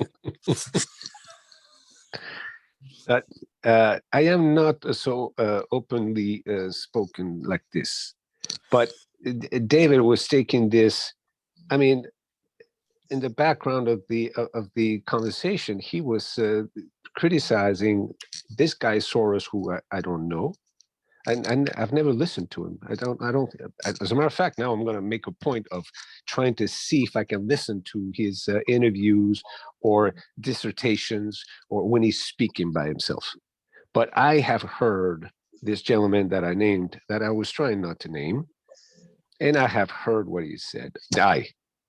And then anybody can disagree with me on how I interpreted his words, but my common sense tells me that this guy was inciting to violence, to civil unrest, to the questioning of our democratic system, et cetera, et cetera. I know our system is not perfect. I'm no idiot, but at the same time, I'm not saying that it's imperfect enough that we have to go out there with guns and baseball bats and destroy the little democratic system that we have mustered to have in the last couple of 100 years. Well, let me comment, since David is not here, and I will hopefully not offend anyone too badly. You know, before Trump ran for president, I was only vaguely aware that such a person existed. I do not have a TV. I almost never go to movies. I tend to have very little contact with popular culture. I remember watching the first debate that he was in with Hillary, and immediately I noticed a couple of things. One of the things that I noticed was he would get off his podium and come and crowd her. Physically. And the second thing was, at one point he started to answer some question that somebody asked, and then he got stopped. The answer was somehow or other not satisfactory. And he turned around and he began saying something that was a total contradiction to what he had said a moment before. So immediately, You had suspicions. Immediately I could see that the logic or the facts in whatever it was that he was saying were not of consequence to him. Mhm. What was of consequence was the effect which was Right. produced on the listeners. Yeah. And immediately I classified him as being a type of personality which I have occasionally encountered in my life. And this is the sort of person to whom facts, laws, values are irrelevant. What is relevant is how can they say something that will influence other people to do what they want. You nailed it. You nailed it completely. So it's not. Luis Del Pino scared away or cancel cultured David Norton. He left. With all due respect. Because David felt censored or something. Oh, remember Luis, last meetup when you said you had to go, like you usually Yes. leave after an hour, and Yeah. and David thought that you were David thought that you felt like he was being censored, like, oh, I'm leaving too after you left because I feel like I've been censored by Luis because he left because he didn't want to hear my stuff. I'm sorry about that. I never act in Something those like that. ways. I am conciliant. I am conciliatory. I enjoy No, but you left because you had to dialectic. go, not because I had to go, yeah. we're here. But Mike, I could not agree anymore with you that we need to stick with the facts. We need to stick with the rational thought based on facts, and avoid at all cost this feeling of conflict that people such as the one that I mentioned before. I'm going to start using the same line as they do in Harry Potter. The one whose name we don't mention, and you describe perfectly that psychology of an individual that doesn't care about the facts. All he cares about getting results. It doesn't matter what is said or how it is said. I want the result. And there's a description, who that guy was. psychological description for such an individual. We can go into that if it's interesting. Yes, Rami. Luis, who is the Can you guess? individual in your cosmology who we shall not mention? I'm not going to mention. You I'm have done. to guess, Rami. I said the name once and somebody just ran out of the discussion. So let's go ahead and guess. Let's guess who is it that is inciting to strife, civil unrest, confrontation, violence, hatred, etc. But you made it sound like Who can it be? Who can it be knocking at the door? Did the Rolling Stones have sympathy for him? They did not know him, although they had encountered people just like him, because we have about 1%, 2%, maybe 5% of the population fits that psychological profile. There, I'm not going to mention names.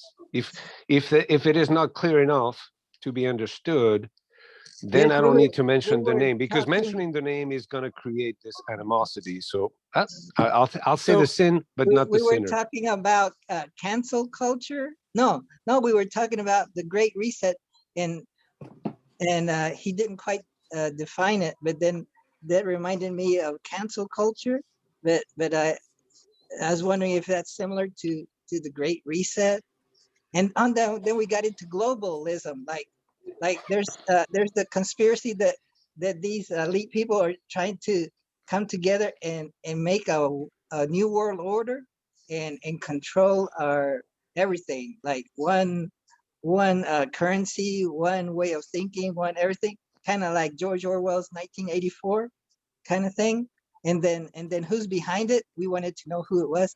Oh, it's guys like George Soros, the Bill Gates, Facebook's founder, Zuckerman, guys like that. So they're able to censor people like that. Well, they're actually trying to reduce misinformation. So if people are producing a lot of misinformation, like on COVID-19 and or something political, then they're trying to I don't know how they can remove them or block them. But then people that are producing that misinformation get upset and say, see, they're destroying our freedom of speech. And Point of order, Pyro. Misinformation is not produced. Disinformation is propagated. Disinformation is produced. Misinformation is the transmittal of disinformation. Yes, I use the word misinformation. Yeah. So there, in misinformation, there's a misinformant. But disinformation, it gets propagated. So maybe social media places like Facebook and maybe YouTube are with their algorithm, maybe are blocking certain channels or certain groups or certain people, and so those people get upset and say, see, that's evidence of cancel culture, of what is it, the Great Reset,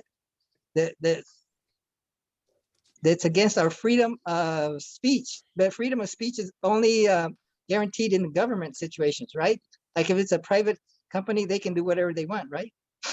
I suggest that we take the draft that I suggested for our conversation for What was it? a Saturday. You can find it back in the meetup. I shared it with you and David. I haven't seen Luis online in the meetup, so otherwise I would looped in Mike in as well. Now that I know that he's here, and I'll send them the draft as well for the discussion topic. What's that word that you came up with that starts with the letter R? Or not that you came up with, but you posted somewhere in meetup. I was trying to. How long ago? A few weeks ago. What starts with the letter R?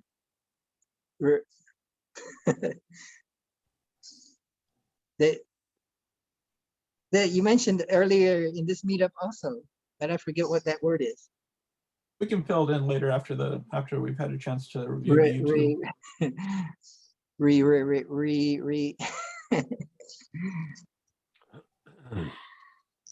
All right, guys, Anyway. it's 8:15 or somewhere about. It's good time. Yeah, I'm gonna turn into a pumpkin. Thank you, Mike, for your pointed questions. I think it brought a good clarification to the conversation. You were able to, by asking a proper question, I think we were able to at least clearly talk about things that were not being talked about. I think it's the first and last time I'm going to mention the name that I mentioned.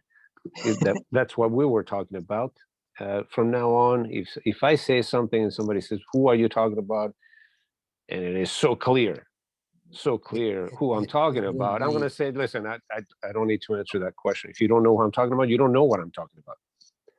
It is he who must not be named.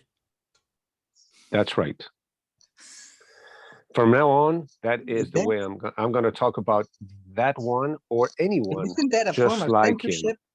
Isn't No, that a I form censor of myself. In a sense, I cancel censor culture? myself. I talk about concepts and ideas, and I don't talk about things or people. And then so we stay at the world of ideas, the idealism, and I don't besmudge, or I don't stain the conversation by going I at the think level of I I naming I, names. I Do we think have to name names? You know, it's like no, no, no What, way. what, I think that the guy that you now no longer name, the way you described him offended the guy that I can name, David Norton, and he laughed. Listen, I think the world of David is a wonderful human being, and I enjoy our conversations every Saturday. It is clear we have some different ways of understanding reality and living life, but that's what makes us human. Reality sees itself one conscience at a time. The whole sees itself through parts. All we're trying to establish in a Zoom is to have the parts kind of understand each Yes, other, because we reality don't know it all. is the big elephant, and Yeah. we're blind So people watching the elephant the at last different thing that I parts. want to do is to insult or make David feel bad about something.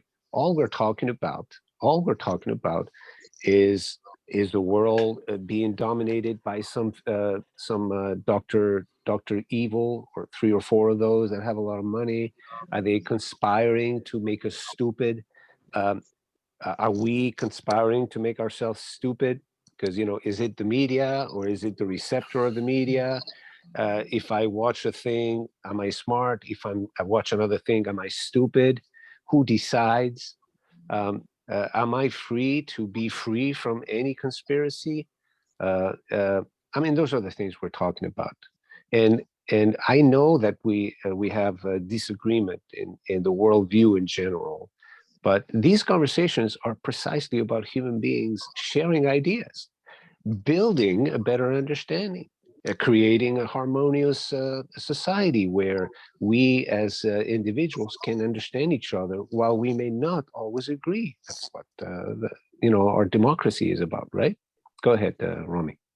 so I have to ask one question, because I'm still without definite certainty with regard to who it is that you are not mentioning.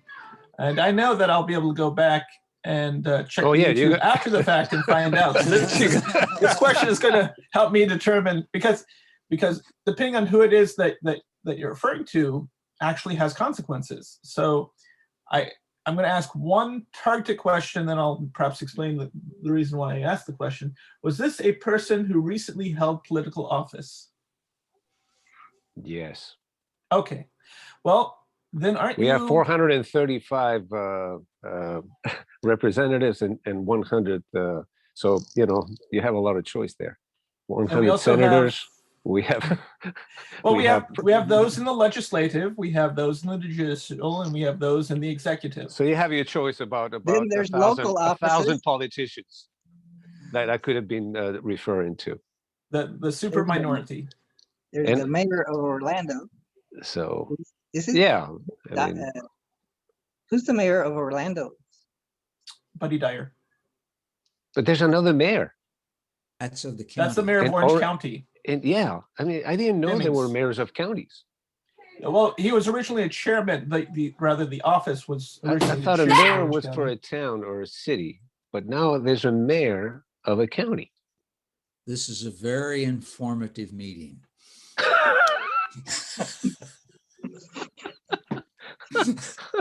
We're deeply understanding our democracy. What a thing of beauty.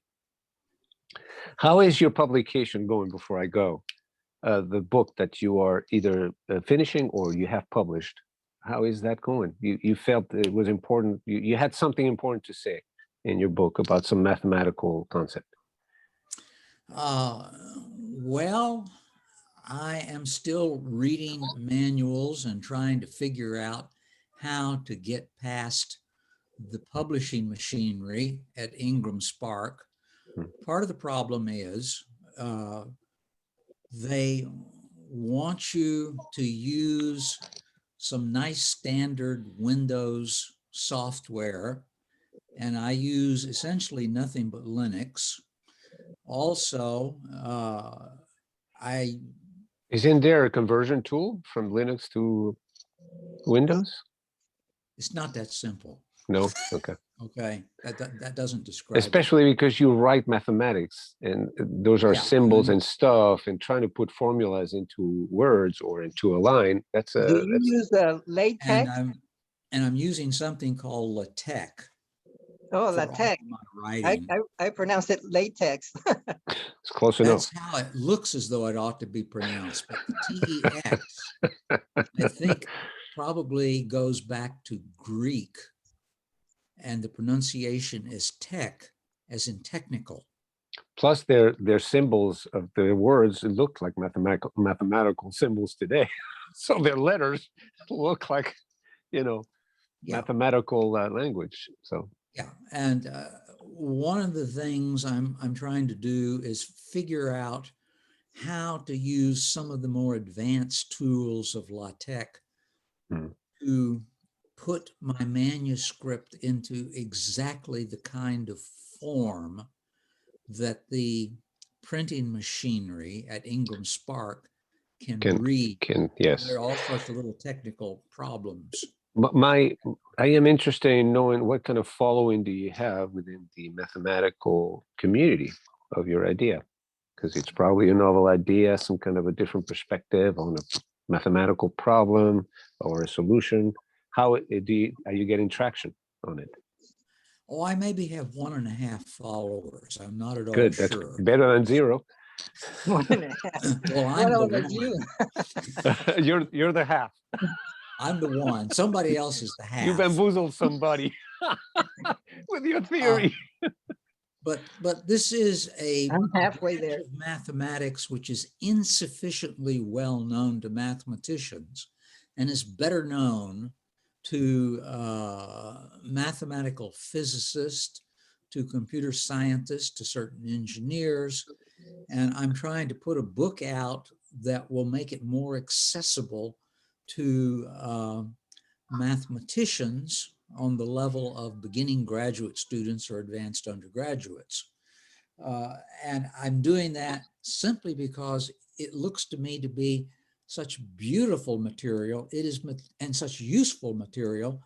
It really ought to be taught, I think, very, very widely, even at an undergraduate level. So that's why I'm doing it. And is there a word or title for that? It's called geometric algebra and geometric calculus. Okay. So algebra and calculus from the geometrical perspective. No. I tried. What's going on in that word usage is more subtle than that. If you were to start talking with people in the know, you would start to tell them things like, well, what we're really doing is we're making use of Clifford algebra over the reals and Clifford analysis, and we're doing it in a manifold with a given signature, et cetera, et cetera. Yeah, too much for me. Okay. Too much for me, unfortunately. But the application, I'm sure, is going to be wonderful. Yeah, well, as I say, from my point of view, it's some very beautiful mathematics, and it has the property that if properly presented, it can be made accessible at an undergraduate level for math majors. And I think this is worth doing. And I think potentially it's extremely useful. What makes it beautiful? How many hours do you have to listen? Guys, I'm going to have to go before you get too deep. The symmetry, the simplicity, the power. Well, what it does is it captures in its algebra more of geometric properties pictorial properties than most other branches of mathematics. And it does it in, I knew it had to do with geometry. yes. Forms, you know. Anyway, Form is I'm emptiness. gonna let you go. Emptiness is form. And form is emptiness. Yes. We can talk about that. That I can talk about that. It's not. It can be talked about without mathematical formulas. Although I am pretty sure that mathematics somehow, maybe it does already. I don't know. Describes that how 0 is 1 and 1 is 0, essentially. So they may look different geometrically, formally, but in essence, 0 is 1, 1 is 0, and quantum mechanics is telling One us. is a squashed 0. Thank you, Mike. Thank you for the One- nod no. One becomes so quickly the other that we don't know when 0 is 0 and 1 is 1. 0 is a stretched out 1. I think you're high on superposition, Mr. Del Pino. No, what is much more important in mathematics is the fact that you can switch between radically different points of view, and it is not at all disturbing. Sometimes I will be playing in the fields of Euclidean geometry and parallel lines will not meet. And sometimes I'll be playing with elliptic geometry and And they do. parallel lines will meet. And they do. So from Yes. one perspective, 0 is 0 and 1 is 1, but from another perspective, 0 is 1 and 1 is 0. So that you just said it yourself. It's just a different way of looking at what is from a different perspective, different That's like going Well, I from think- the time domain to the frequency domain using Fourier and Laplace transforms. Yes. It's important not to short circuit though. You can't just say this is that without either saying, oh, look, I've just short circuit to prove my point. It's important to respect things in the classification that they are. I know that you love switching perspectives, but a switch in perspective is not a change in reality without a physical alteration. We do not. Well, of course, there's discard only the one. real. Yeah, there's only one reality. It's just that you look at it from different perspectives. So you don't change reality because reality is everything and nothing at the same time. It is what it is. It's just how you look at it. That there's just like Mike said in one geometry, parallel lines never cross, and in the other geometry they do. How can they do not? And they do, and it just doesn't change reality. It just changes the way you look at it. And Well, it's just a matter of moving between different universes. Well, so perspectives on the universe. Yes, and of course, since it's the universe looks at itself through different perspectives, one perspective cannot say to the other, "Hey, I'm right, you're wrong." If anything, two perspectives should be able to talk to each other and go, oh, okay, from your point of view, this is the way to understand this. And from my point of view, this is the way to understand that. Again, it's just a coherence of views about the same thing, which is everything and nothing at the same time. I would propose. I want to give a preview great for deal of the difficulty in the world is caused by the fact that most people believe there is only one point of view and only one reality. Well, on one point of view, I think there are infinite point of views, but this would be a good subject for our next Zoom. Is there one reality, or what is reality? How many are there? Are different realities different ways of seeing the same thing or no thing? That would be a very good conversation to be had, especially with a mathematician. That would put things in perspective. I would love that. Is there one reality? Are there different realities? Pino reality, and there's the David Norton reality, and neither the twain shall meet. Anyway, so I propose this theme of conversation. And before I go, I'll let Romy. All right, it doesn't have to happen next week. It could happen 2 weeks from now or whenever we're all in the same gathered space together.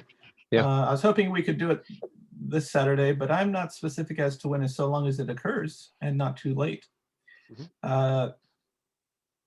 The proposed topic that I'd like to bring up is, can we trust? You asked at one point, Lou, if it was possible to, or is it just a matter of faith? I think was the question that you asked. And I said, you're closer, but not really there, because really the issue is faith. It's not faith, but it's trust in the most fundamental sort of ground level. Can we trust the God who is not us, is the question that I'd like for us to discuss.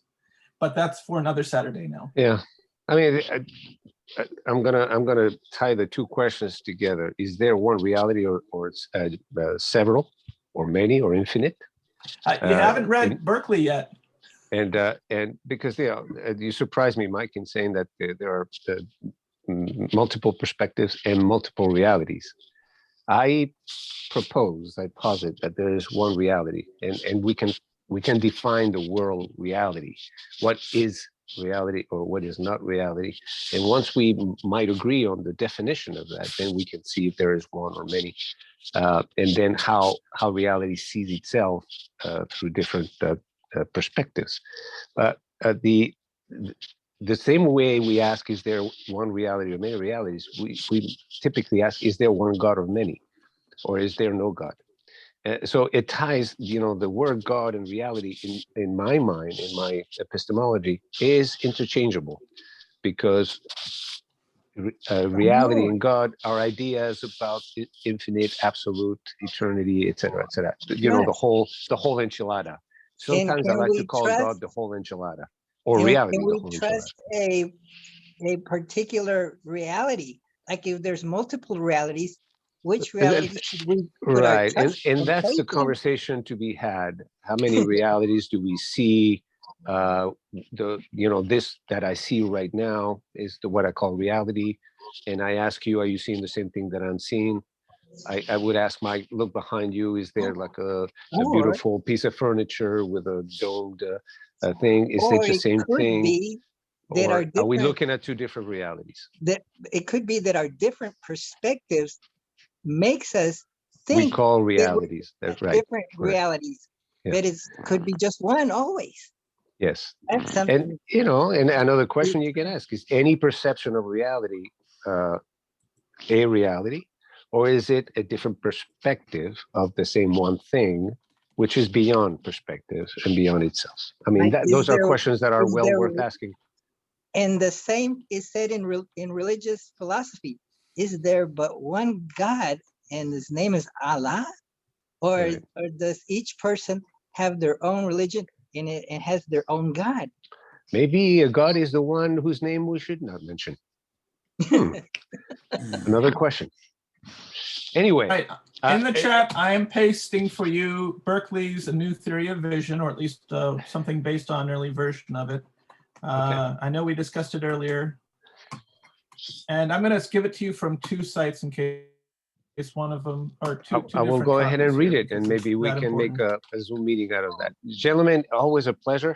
I get so Editions. much out of these conversations. I have to thank you deeply. I enjoy them very much. I wish there were 5 hours instead of 1.5. And I hope to see you next Saturday.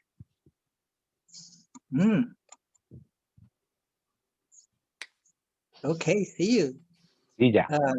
See you, Luis. Yes, Yeah, take care, I just take care, my opened friends. the vision.pdf using the chat room. All right, I'm out of here. See ya. See ya. We'll see you. Take care. And see you, Mike. Thanks for dropping by. And Okay. and yes, it's always a pleasure to have Mike Taylor, and always amazing to have Rami Taylor.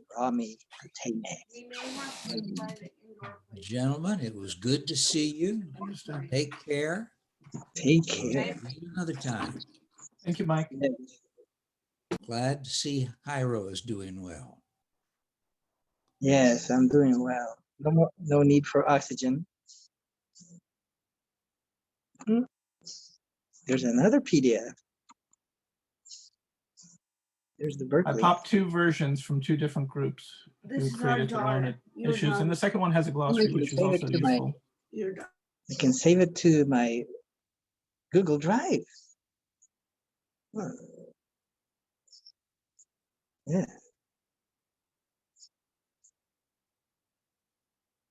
And I can save both of them to a same Google Drive. Oh, an essay towards a new theory of vision by George Berkeley. All right. Huh.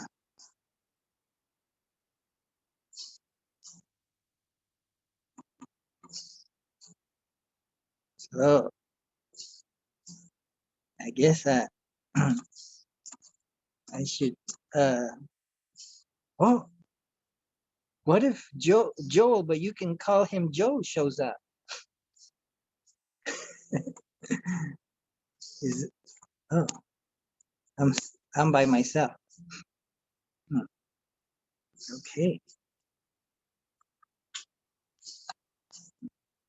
Hmm. Hmm.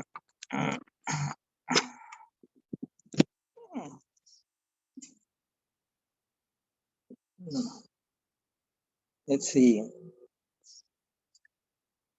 I'm gonna keep it open until 8, until 9. Let's see. Do I have enough?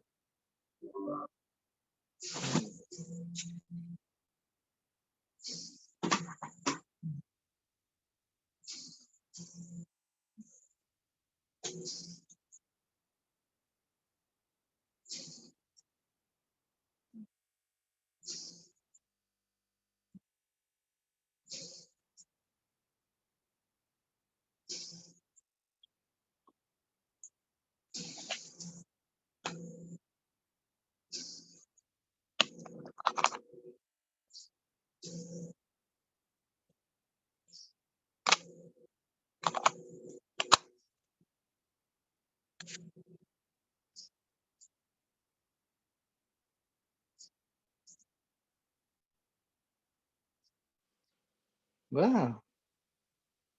I'm still. Should I put it the other way? I think it looks better this way. Oh, you get this picture in the background.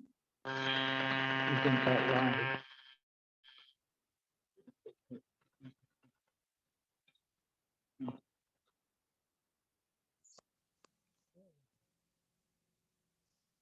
I think I'll go to a meditation class.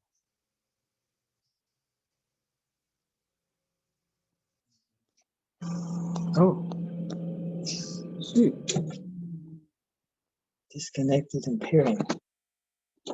Maybe the my Bluetooth doesn't have much power left on it. Yeah.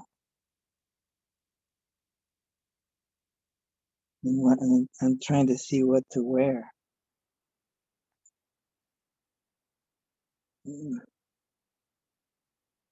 I could wear this.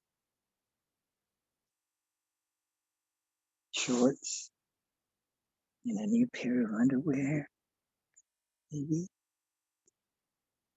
And new socks, maybe. Yeah. See, get that. A new shirt. Let's see what kind of shirt I could wear. Wear this one. Wear this one. No. This is good. Okay. Into the bathroom. I'm going to clean myself up a little bit.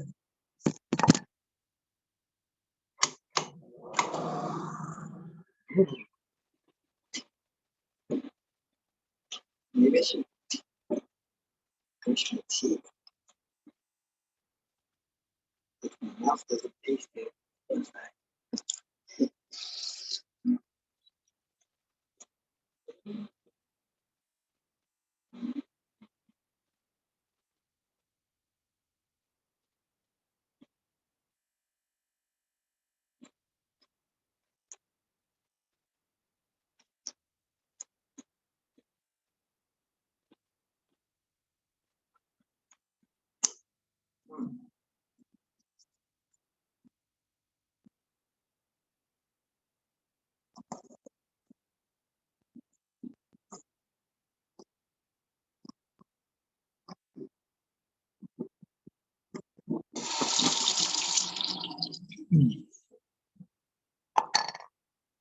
mm,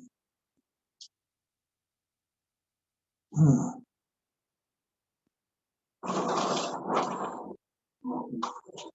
Oh, I got an idea. Is this working? I don't know.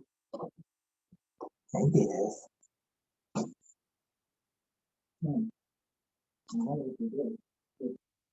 If it is, then you can hear it on film. And I'm far away from the phone. We're going to use this to wash myself down. See if I can take this off without knocking my Bluetooth earbuds.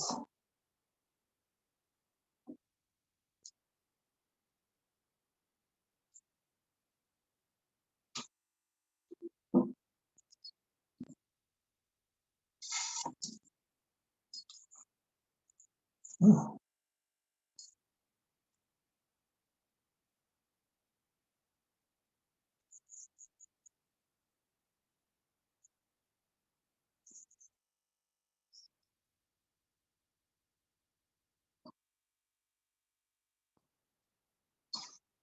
Hmm.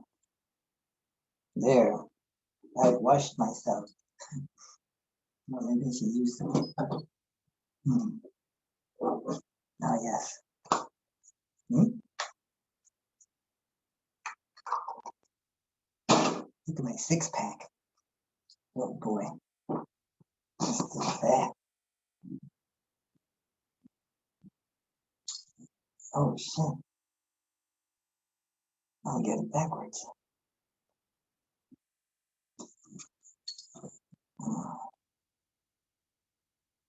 Here's an underwear. I'm gonna take my underwear off. Don't look. Let's see if I can put my underwear in the right direction. Here we go. And then some shorts.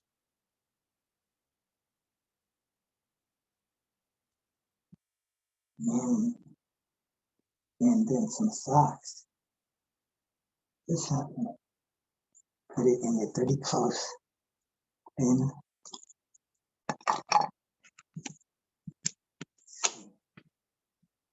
okay.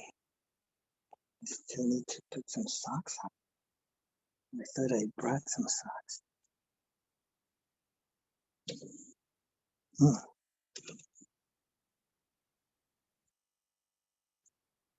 What happened to the socks? I grabbed. It's still in the bathroom. I'm gonna take it out to the floor. No, it disappeared. Yeah, you grabbed another pair of socks. This time they're white. Hmm. Okay, so I'm going to take it out. Let's see if I can move it on something.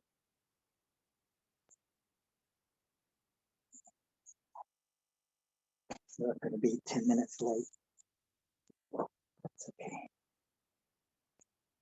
Maybe. No. I gotta take this. Hmm. Hmm.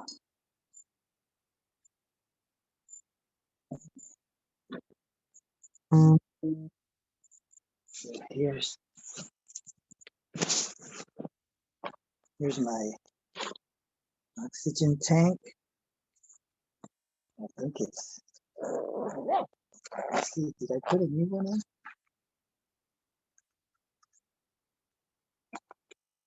No, this one's empty.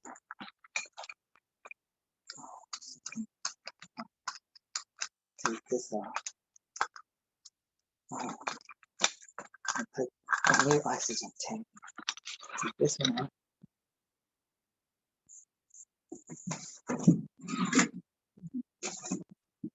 Where this is. Okay. This is the last one.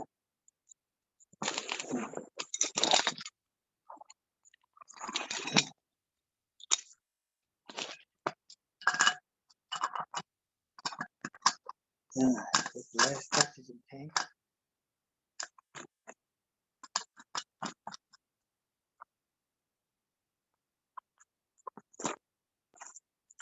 Let's see.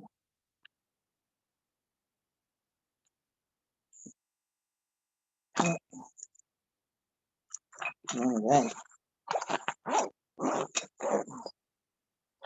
Already. I gotta take a lot of other things with me.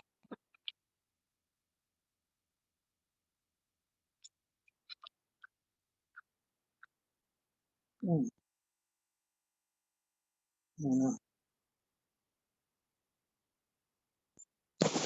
I'm gonna take my iPad and take this with me. And I can use that. And take this with me, just for fun. Uh, yeah. Uh, uh, uh.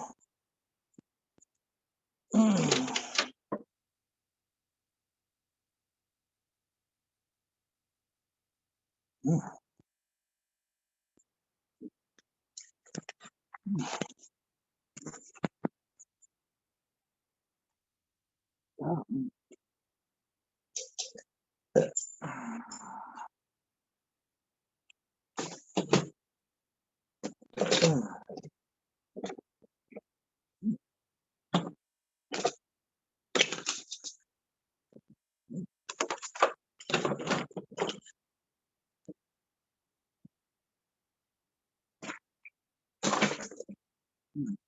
See if I can.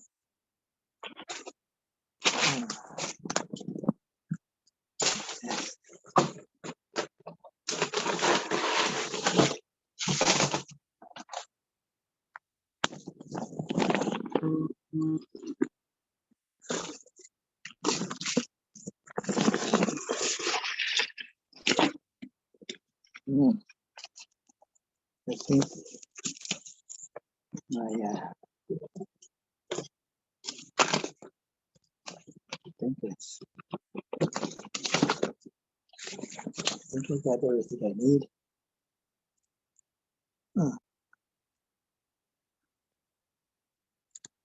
I don't know. I think I got everything. Take a look there. These. Put this.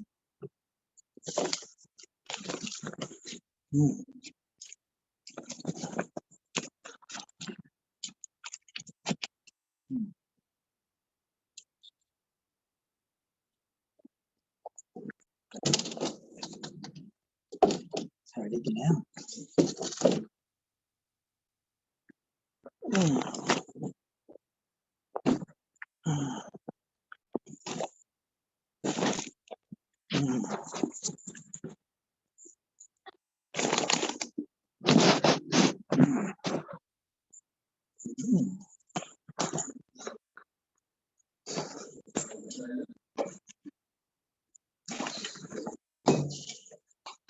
Me fui a hacer ejercicio. Y me arreglo los zapatos cuando esté en el carro. ¿Dónde va a hacer ejercicio? Mi máscara. en, en un parque. Uy, uy, bueno, máscara. Mm, mm. This one, I think I got the other one. Mm, mm, mm, mm, mm. Oh, oh, oh, oh. Uy, pero va a llover.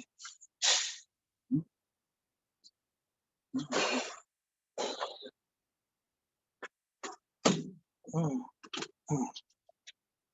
Oh man, look at, I'm gonna be so forget it. Uy, uy. Mm,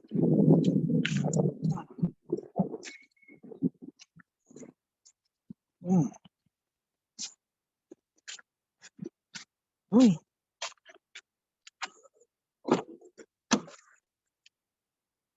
Oh,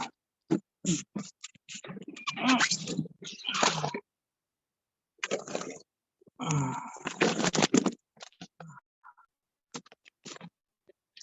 mm, mm, mm, mm.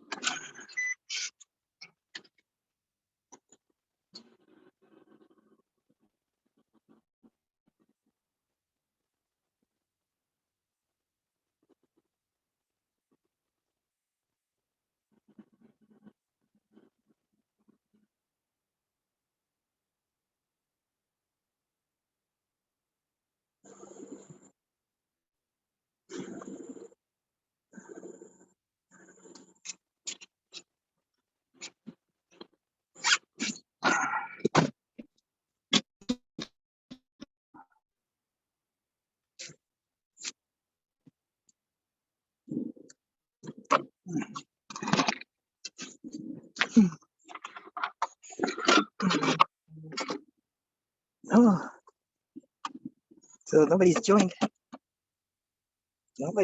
the meetup, the meeting. Excuse all the commotion in motion that I'm driving my car out the driveway to try to get to another meeting. This one's physical, but I'm going to be pretty late. Like I might be 15 minutes late if I'm lucky. It's an hour.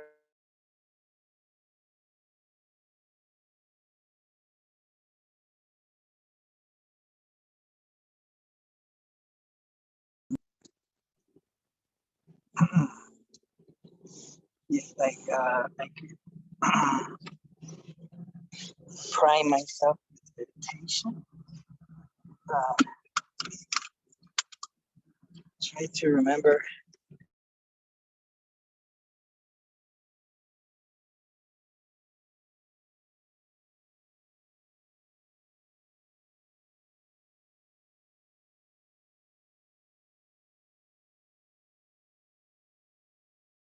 patience.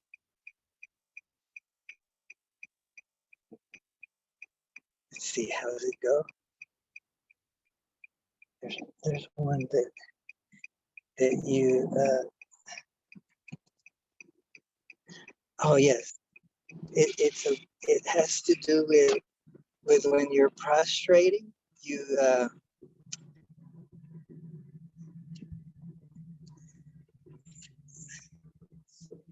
I think it has to do with yes, prostrating to the Buddha, and it has meaning. Uh, it,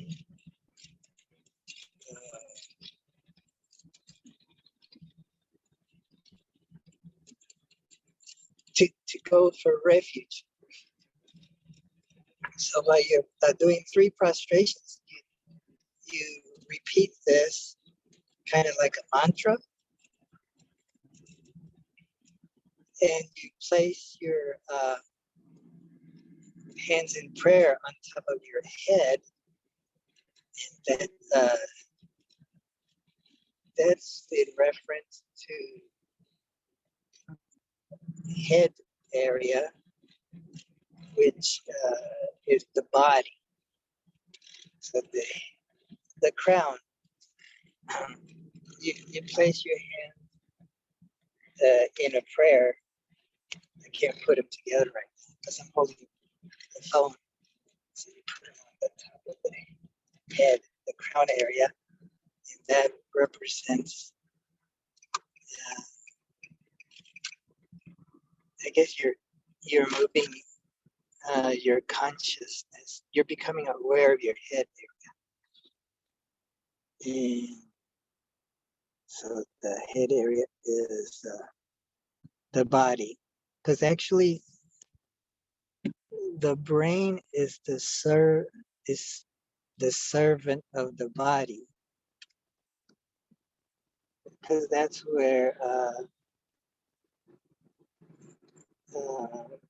since the body's organ of touch on our skin, the signals supposedly go there.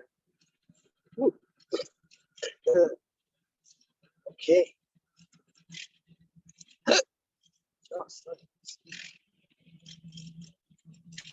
So I get an alert. Maybe I should take background. More interesting to see what's happening.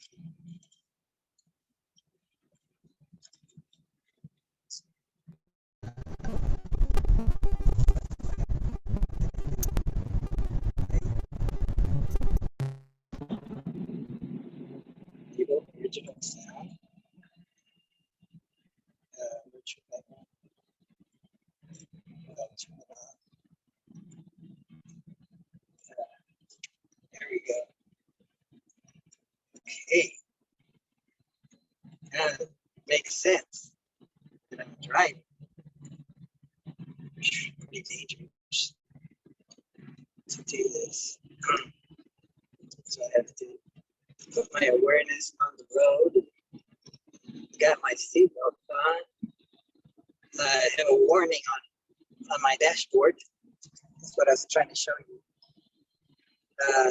That means I'm low in fuel. It's like 8%, maybe more. Maybe it's more like 10%. I'm not sure. But it says that I got 52 miles left as the range. And I'm driving to a place that's maybe 15 miles away from here, at least, I think. I'm kind of lost. Huh. Interesting. Okay. Yeah, I was thinking about when I used the Google Maps. It showed a different way to get there. It's supposedly a few minutes quicker, and then what I usually go with, and I'm going with the one that I usually go with. So that means that I'm taking the slower route, the one that I usually take, because I think it's quicker, but it's shorter distance, but it's actually slower because there's a lot of stoplights, I guess. In other words, I think I get to the highway. It takes a longer time to get to the highway. The other route, it's farther distance, but it gets me to the highway quicker. But on the highway, I have to drive longer on the highway. So I have more miles, but since I'm on the highway sooner, supposedly it saves me a few minutes, maybe 1 or 2 minutes. So I have to try to remember to take that route. Yeah, but eventually I got to the highway. See, I'm on the highway. And then the next step is to get off the highway in a few exits. It's about, I'm gonna guess, in about 4 miles, I take an exit. Anyway, so what do I want to talk about? Yes, I got my cars. Looking at this, I got my oil change. I was supposed to have it changed at 146,000 miles, and I got it changed at 148,000. So it came out pretty dirty. So I waited too long to get it changed. So 148,000. So maybe I'll get it changed at 151,000, 52,000. So maybe I have a device that I for diagnosis that's connected, and it also has Wi-Fi. It's through T-Mobile. It's called a Drive Sync, I think it's called. And then there's an app, and it gives me information and tells me the routes I've taken, and I can tell it to tell me when I'm in a certain area, kind of a notification that I've entered a certain zone. I don't find it too useful, just interesting. I haven't found it useful. I'm thinking about, yeah, my sister, that if she wants to know where I'm at, she could use that app on her phone maybe and see where I'm at. So yeah, maybe I should do that.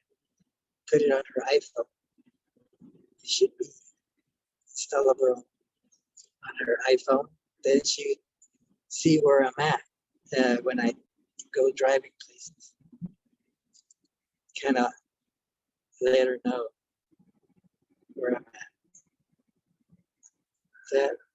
That might reduce my privacy if I want to go somewhere that I don't want her to know. But maybe it'll give her confidence in a feeling of security, knowing where I'm at.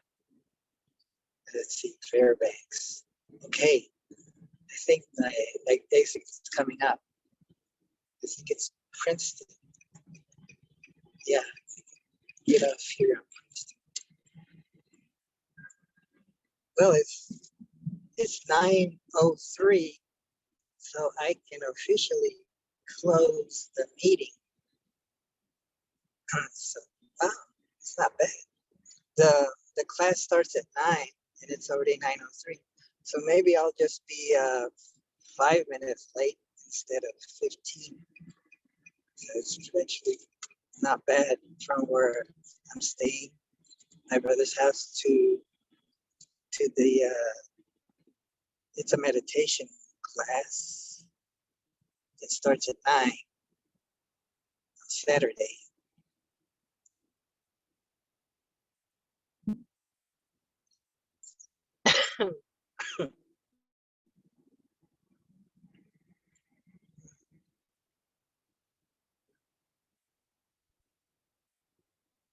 Okay. Did I miss the exit? Or is it coming up? It's because I saw a sign for the following exit. So maybe I missed my exit. Here it is. Okay. And then, so after my meditation class, which end by 10, I can go to a yoga class, which starts at, I think it starts at 11:30. It could be 10:30. No, I think at 11:30, which is kind of a late morning. So, so if it starts at 11:30, maybe I can get some breakfast and then eat my vitamins. I brought my vitamins in this bag. It looks like a lot of vitamins, but I got vitamin C, vitamin D3, zinc, B12, vitamin K2, aspirin. Oh, and also put in a little water bottles and a breathalyzer, Symbicort, that has been found to be helpful, kind of for my lung condition. Because I had pneumonia. They say due to COVID-19. So actually, the pneumonia, yeah, kind of gave them a clue, or they felt pretty confident that, yeah, because you have pneumonia, you probably have COVID-19. And then and I got tested, and a day or later it showed that I was positive COVID-19. So what I thought I had first was a regular cold or something like that. Or maybe it's a flu. Well, I had coughing mostly and stuffy nose, where I had to blow my nose every 2 minutes. So that was in early this year, January 1st. And then January 8th, I went to have it checked out, and I didn't look good. So they told me, maybe you should go to the emergency room. Yeah, go to the emergency room.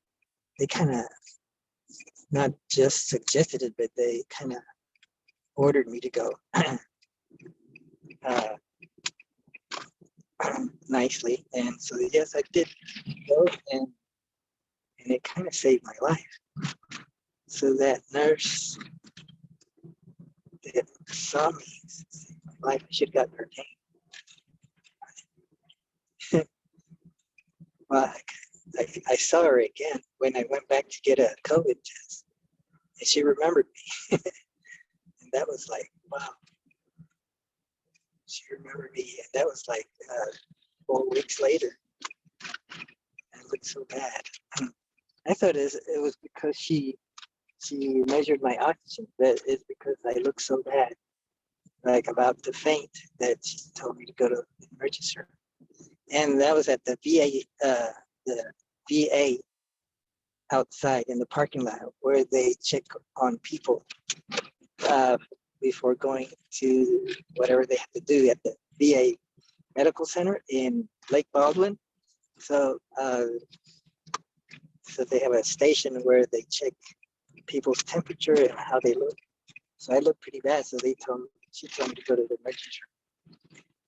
And so that kind of saved my life, because I was assuming, it's just a cold, it'll go away.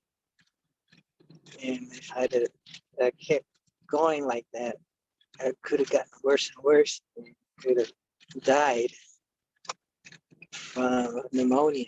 I didn't even know I had pneumonia. So when the first thing they did was, check my oxygen and put me on oxygen because it was low. and so on. And the X-ray, chest X-ray came out that I had pneumonia. Oh wow. Mm. Mm. So I'm here at meditation outside in the parking lot of a nice little center here for meditation called Vajrapani Kadampa Buddhist Center.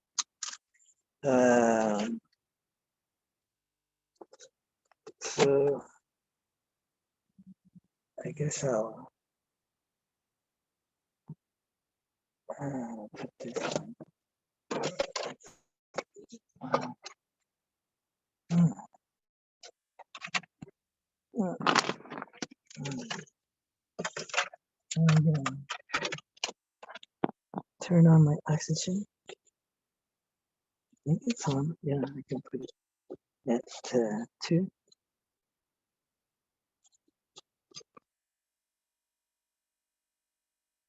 Mm.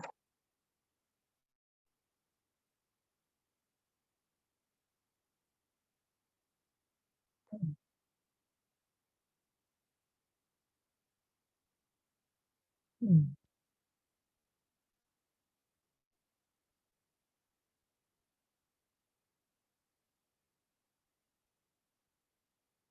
I'm gonna take these on. Oh. Mm. Mm. Mm.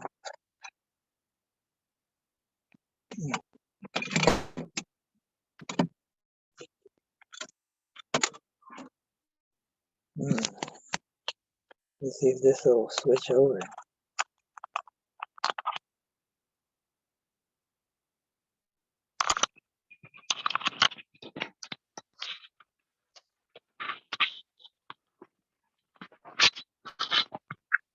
Yeah, I wonder if it worked. Mm.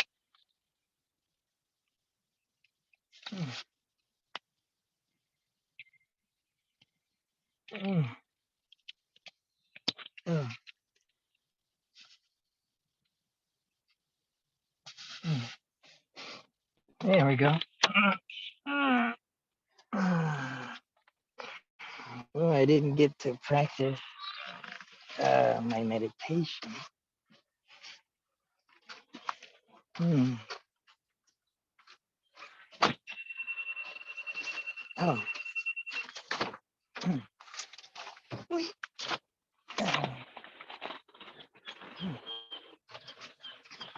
Mm.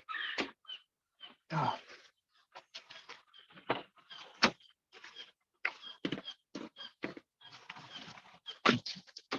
Mm.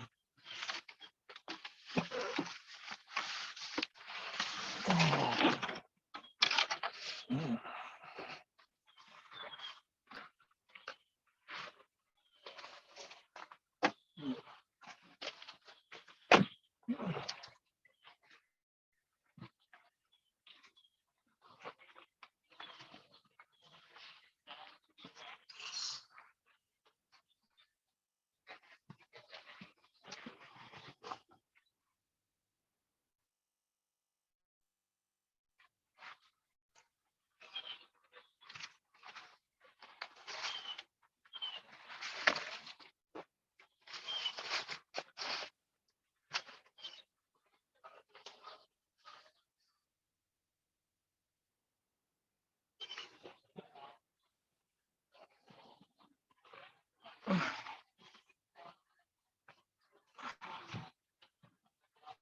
Okay, let's sign off.